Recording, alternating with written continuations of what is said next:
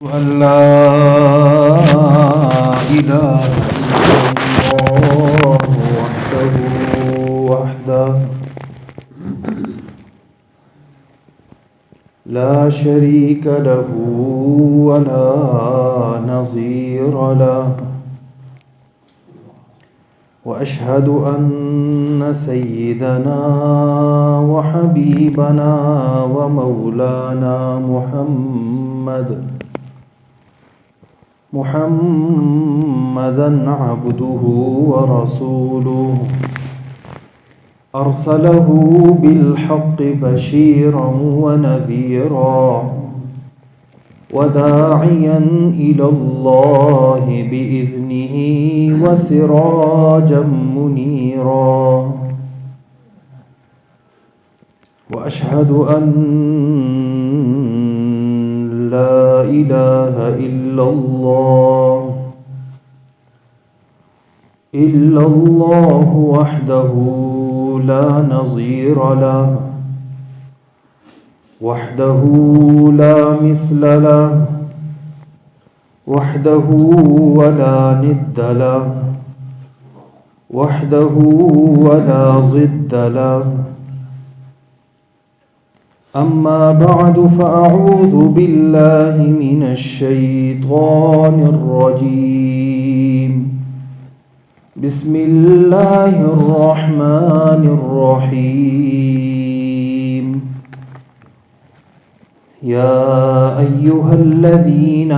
آمنوا اتقوا الله وكونوا مع الصادقين وقال رسول الله صلى الله عليه وسلم يسروا ولا تعسروا أو كما قال عليه الصلاة والسلام صدق الله وصدق رسوله النبي الأمي الكريم اللهم صل على محمد وعلى آل محمد كما صليت على إبراهيم وعلى آل إبراهيم إنك حميد مجيد اللهم بارك على محمد وعلى آل محمد كما باركت على إبراهيم وعلى آل إبراهيم إنك حميد مجيد. معزز سامعین، عزیز بزرگوں، 23 رجب المرجب 1446 ہجری ہے. پچھلے جمعے سیدنا امیر معاویہ رضی اللہ تعالی عنہ کے موضوع پر گفتگو ہوئی اور بتلایا گیا کہ حضرت معاویہ رضی اللہ تعالی عنہ تدبر و سیاست کے امام گزرے ہیں اور ہمیشہ اللہ کے نبی محمد الرسول اللہ صلی اللہ علیہ وسلم کی اتباع میں اپنی زندگی کو انہوں نے گزارا ہے. اور سب سے بڑی بات کہ صحبت کا اثر ہی اتنا بڑا ہے کہ ہر ایک کے اعمال سے گفتگو ہو سکتی ہے، لیکن صحابیت کا مرتبہ کسی عبادت کی وجہ سے نہیں ملتا، بلکہ آپ صلی اللہ علیہ وسلم کی صحبت کا اثر ہے. حضرت حسن رضی اللہ تعالی عنہ جلیل القدر صحابہ میں سے ہیں. انہوں نے حضرت علی رضی اللہ تعالی عنہ کے بعد خلافت کو سنبھالا اور خلافت کو 6 مہینے تک چلایا اور خلیفہ راشد بنے، اور اسی خلافت راشدہ کو حضرت امیر معاویہ رضی اللہ تعالی عنہ کے سپرد کر کے اس بات کو ثابت کیا کہ حضرت امیر معاویہ رضی اللہ تعالی عنہ کی جو بادشاہت تھی وہ ملوکیت کے درجے کی نہیں تھی بلکہ خلافت کے درجے کی تھی، جس کی وجہ سے حضرت امیر معاویہ رضی اللہ تعالی عنہ مسلمانوں کے چھٹے خلیفہ راشد ہیں، اور علیکم بسنتی و سنت الخلفاء الراشدین کے زمرے میں حضرت امیر معاویہ رضی اللہ عنہ بھی داخل ہیں، جس طرح حضرت حسن رضی اللہ تعالی عنہ داخل ہیں۔ عشرہ مبشرہ صحابہ میں اللہ کے نبی صلی اللہ علیہ وسلم نے 10 صحابہ کرام کے نام گنوائے اور فرمایا کہ یہ سارے جنتی ہیں، اور اعزازاً اللہ رب العزت نے اپنے کلام میں جملہ صحبت یافتہ صحابہ کے متعلق فرمایا کہ یہ سارے کے سارے جنتی ہیں، اور ان کے لیے الگ طور پر یعنی رضی اللہ تعالی عنہم، اور اسی طرح سورہ حدید میں اللہ رب العزت نے فتح مکہ کے پہلے اور فتح مکہ سے بعد میں ایمان لانے والے دونوں گروہوں کو اللہ رب العزت نے ذکر کیا اور فرمایا وَكُلًّا وَعَدَ اللَّهُ الْحُسْنَى، سب کے ساتھ اللہ نے بھلائی کا وعدہ کیا ہے۔ اب ہمارے ایمان کا حصہ جو ہے وہ صحابہ کرام رضوان اللہ علیہ مجمعین کی جماعت ہے۔ ہم ہر صحابی کی اتباع بھی کریں گے، آپ صلی اللہ علیہ وسلم کی جملہ اصحاب کی جو ہے وہ عزت، احترام، گفتگو میں ان کا لحاظ، ہر کام ہمارے اوپر لازم ہے، اور خصوصاً حضرت امیر معاویہ رضی اللہ عنہ کو جو لوگ طعن و تشنیع کا جو ہے وہ نشانہ بناتے ہیں،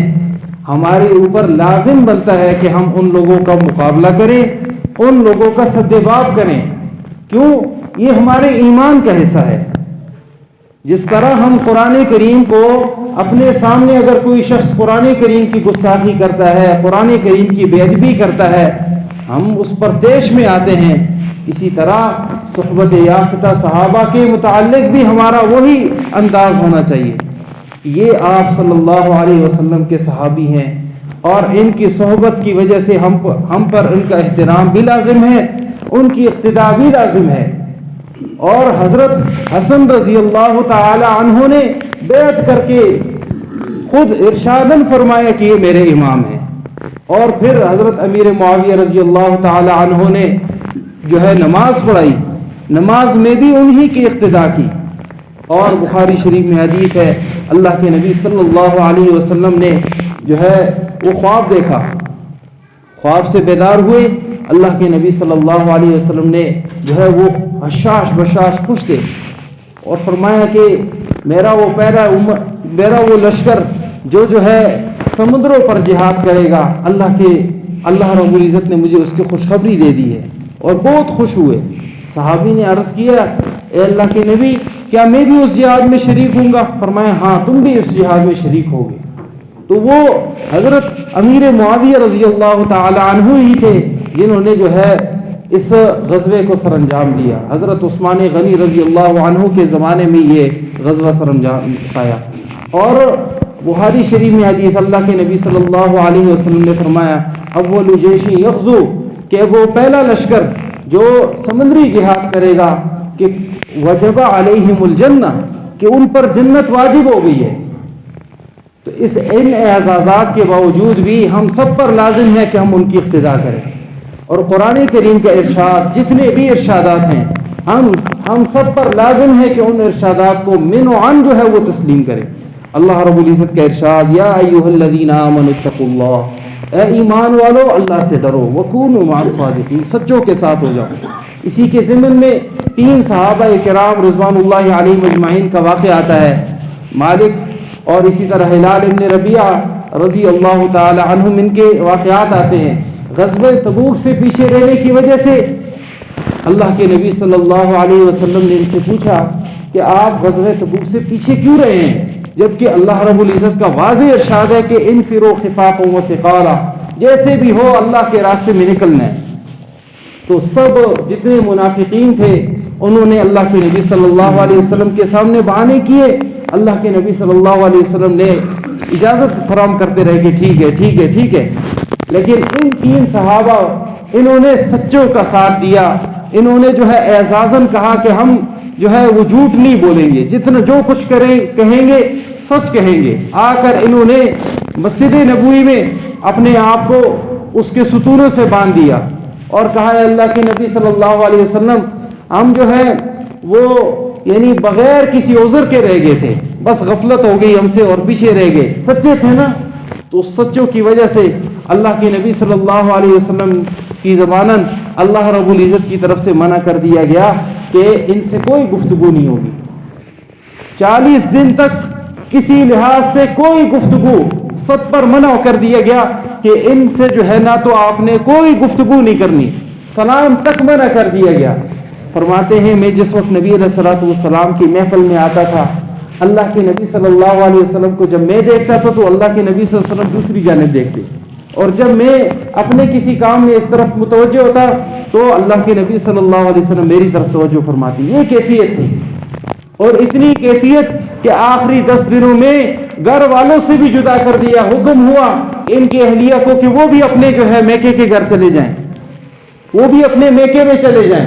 اتنی سخت آزمائش کے باوجود یہ صحابی جو ہے اسی طرح دن رات روتے رہے، نہ جو ہے دن کی پرواہ نہ رات کی پرواہ، ہر حال میں رو رہے ہیں کہ اللہ کے محبوب محمد رسول اللہ صلی اللہ علیہ وسلم ہم سے ناراض ہے۔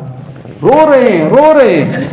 اتنا رو رہے ہیں کہ اللہ نے اعزازاً فرمایا وَعَلَى الثَّلَاثَةِ الَّذِينَ خُلِّفُوا، قرآن کریم میں اللہ رب العزت نے ان تینوں کے القابات ذکر کیے، وہ جو تین پیچھے رہ گئے تھے۔ حَتَّى إِذَا ضَاقَتْ عَلَيْهِمُ الْأَرْضُ بِمَا رَحُبَتْ، زمین باوجود اپنی کشادگی کر ان پر تنگ ہو گئی تھی،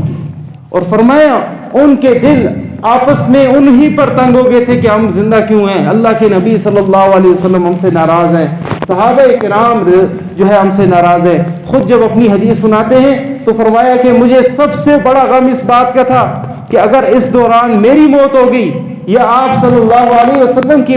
موت ہو گئی تو پھر تو ہماری بخشش کا کوئی ذریعہ بھی نہیں ہے۔ تو اس جو ہے مشکل مرحلے میں بھی انہوں نے جو ہے وَظَنُّوا أَلَّا مَلْجَأَ مِنَ اللَّهِ إِلَّا إِلَيْهِ، یہی خیال کیا اللہ کے علاوہ ہمارے لیے کوئی جائے پناہ نہیں ہے کہ ہم اللہ ہی کی طرف اپنے جو ہے اپنی ساری اوزاریاں اسی کے سامنے رکھیں۔ تو یہ اللہ کو پکارنے لگے، بار بار جو ہے اللہ رب العزت سے دعائیں مانگ رہے ہیں کہ کسی طرح ہمارا سدباب ہو جائے۔ اللہ رب العزت نے ان کی توبہ قبول کی۔ ثم تاب اللہ علیہم، 50واں دن تھا، کہتے ہیں اللہ کے نبی صلی اللہ علیہ وسلم نے صبح ہم پر تو پابندی تھی کہ یہ گھر میں ہی رہیں گے، ہم گھر میں ہی تھے، کتنے میں جو ہے 2 صحابی تھے، کہ اللہ کے نبی صلی اللہ علیہ وسلم نے مسجد میں ان کی یہ آیتیں ذکر کی کہ اللہ رب العزت نے ان کی توبہ قبول کر دی،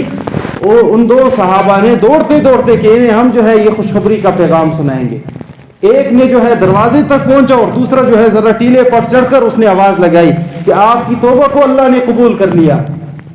تو پھر جو ہے خوشخبری میں صحابہ کرام تو سادہ لوگ تھے، انہوں نے جو اپنی قمیض جو ہے اسے ہدیہ کی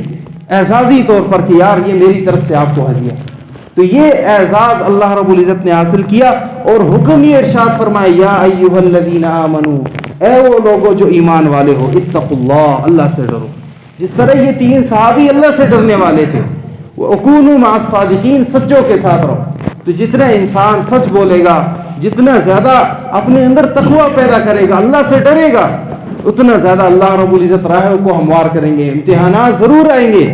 انسان سچ بولتا ہے، بہت سے امتحانات آتے ہیں بندے پر، بندہ بعض اوقات مشکل مرحلے میں چلا جاتا ہے۔ اس میں میرے لیے بھی سبق ہے، آپ کے لیے بھی سبق ہے کہ ہم کبھی جھوٹ نہ بولیں، اللہ سے ڈریں، اللہ سے مانگیں، ہر حال میں اللہ سے مانگیں، اللہ ہی سے ڈریں، اور اپنے اندر تقویٰ پیدا کریں۔ تقویٰ ہرگز اس سے پیدا نہیں ہوگا کہ نمازوں کا اہتمام ہی نہیں ہے۔ اسی طرح جو ہے یعنی بعض اوقات بعض مسلمان یہ سمجھتے ہیں ہم کوئی نیک یعنی مخلوق خدا کی خدمت کر رہے ہیں تو اللہ رب العزت ہمیں معاف کر دیں گے، ایسا ہرگز نہیں ہے۔ مخلوق خدا کی خدمت بھی ضروری ہے، لیکن جو اللہ نے فرائض رکھے ان کو بھی ضروری ہے، حقوق العباد بھی پورے کرنے ہیں اور حقوق اللہ بھی پورے کرنے ہیں۔ تو ان سب کا جو ہے خلاصہ آج کے جمعے کا یہی ہوا کہ ہم اللہ کو راضی کرنے والے بنیں۔ ہم جو ہے ہماری سب سے زیادہ کوشش وہ یہی ہو کہ اللہ اس حال میں مجھ سے ناراض ہے یا راضی ہیں۔ تو جب یہ ہمارے اندر یہ کڑن ہوگی، ہم اپنے اندر جان کر یہ دیکھیں گے کہ اللہ رب العزت اس وقت مجھ سے ناراض ہے یا راضی ہیں، میرے اعمال مجھے جنت کی طرف لے کے جانے والے ہیں یا جہنم کی طرف لے کے جانے والے ہیں. جب اپنا محاسبہ ہوگا، اور یہی محاسبہ ہم جو ہے یعنی جتنے بھی خطبے ہیں ان سب میں یہی حاسبوا اعمالکم قبل ان تحاسبوا، اپنا محاسبہ کرو اس سے پہلے کہ تمہارا محاسبہ کیا جائے. وزنوا اعمالکم قبل ان توزنوا، اپنے اعمال کا وزن کرو اس سے پہلے کہ وہ تولے جائیں. تو ہر عمل انسان جو ہے آج اسے تول سکتا ہے، آج اپنا فیصلہ کر سکتا ہے کہ انسان میرے زیادہ نیکیاں ہیں، میری زیادہ جو ہے برائیاں ہیں، میرے اندر زیادہ جو ہے اعمال نیکیوں والے ہیں یا برائیوں والے ہیں. ہر ایک بندہ فیصلہ کر سکتا ہے. سب سے بڑی جو ہے وہ یعنی ہمارے اندر اس بات کی اہمیت بیٹھ جائے کہ ہم نے اللہ کو راضی کرنا ہے. اللہ کو راضی کرنے والے اعمال جتنے قرآن کریم میں اللہ نے ارشاد فرمائے ہیں، آج کے خلاصہ یہی ایک اپنے اندر تقویٰ پیدا کرنا ہے. ہم نے ہر حال میں ڈرنا ہے. گھر کا معاملہ ہو، بچوں کا معاملہ ہو، باہر کا معاملہ ہو، اللہ سے ڈر، اللہ سے ڈر. تو یہ جب اللہ کا ڈر پیدا ہوگا، اعمال خود جو ہے وہ سیدھے ہوں گے. اور پھر سچے بننے کی کوشش کرنی ہے، سچوں کی جماعت کے ساتھ شریک ہونا. سچوں کی جماعت کس کی ہے؟ یہی 3 صحابہ اور صحابہ کرام رضوان اللہ علیہم اجمعین کی سچوں کی جماعت ہے. ان سچوں کے ساتھ اگر ہم ملیں گے تو ہمارا انجام بہترین سے بہترین ہوگا. اگر ہم سچوں کو چھوڑ کر غیروں کے دروں پر کسی اور کو جو ہے اپنا پیشوا مان لیں گے، صحابہ کرام رضوان اللہ علیہم اجمعین کی اقتداء سے ہٹ جائیں گے، پھر ہمارا انجام بہتر نہیں ہے، بد ہوگا. اللہ ہم سب کو صحابہ کرام رضوان اللہ علیہم اجمعین کی اقتداء